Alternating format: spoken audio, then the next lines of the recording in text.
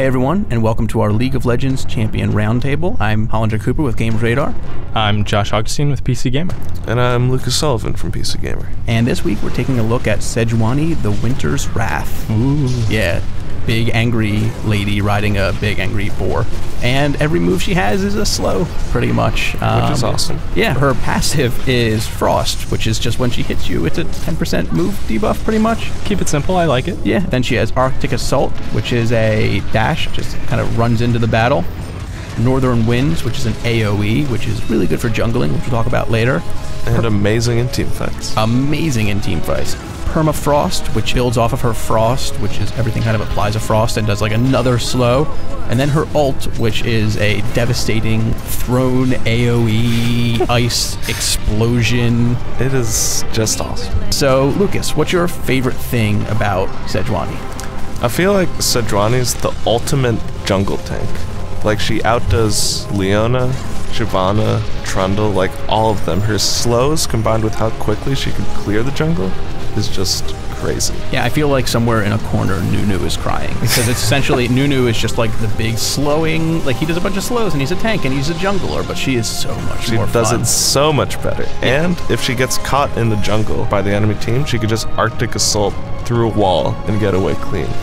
That range on Arctic Assault is crazy. It's absurd. It's probably one of the bigger dash Is it moves. bigger than Gragas's Belly Slam?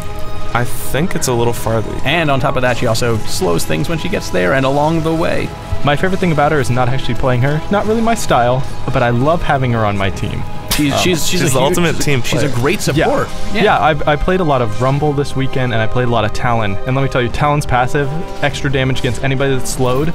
Just send her in there, and then you just get there, like 15% damage boost the entire time. That's it's incredible. insane. I always want her on my team. If you're a ranged person, you can kite so much better. If you're melee, you're always in range. And my favorite thing about her is that passive, it's not like big proc, like you're slowing, but it's just slowed enough that you kind of, if you like, there's a bunch of people running away and you start hitting somebody with that, you're able to hit them as you run and just drag them back to your group. Well, all you need is one hit and then pop Permafrost, and it's like practically a stun, because at 70% move speed reduction, you are just like a sitting duck for the entire enemy team. Yeah, and you noticed earlier, or you referenced rather, jungling with her. I found personally that that's the way to go. And I usually am not somebody who likes jungling unless you have like a huge life leech, but I've noticed you can just tear apart the jungle and then just, because of the range of Arctic Assault, you just kind of come flying out of the jungle, and as soon as you hit something, you're slowing them. When you mix Frost with the red buff, it's just insane. Like, you get one hit on a gank and they are dead. There's no question about it. No flashes can save you here. Yeah, and I've noticed pretty much everybody's building her the same from what I've seen so far, which is just health.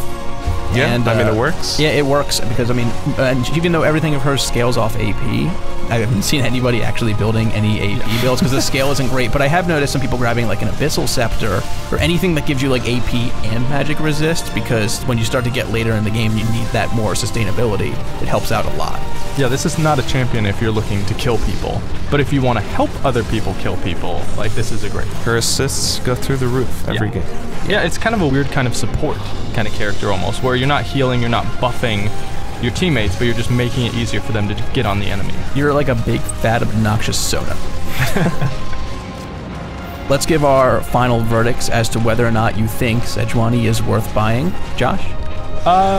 No. I would not buy her personally, but I want all my friends to buy her so they can help me kill people. What about you, Lucas? I say definitely buy her, because she's a great way to learn how to tank effectively, and if you're new to jungling, she's perfect for clearing. Yeah, I'm also going to say yes, because I'm a fan of tanks in general, and Riot doesn't make enough of them, and she is just like the most obnoxious of all of the tanks. I mean, she has slows, she has dashes that slow, she has AoEs that do more damage if you're slowed. Like you said, she's almost like a hybrid support tank. I definitely recommend picking her up. She's everything I wanted Leona and Volibear to be. So it's almost like Leona riding Volibear. Yes. Pretty much.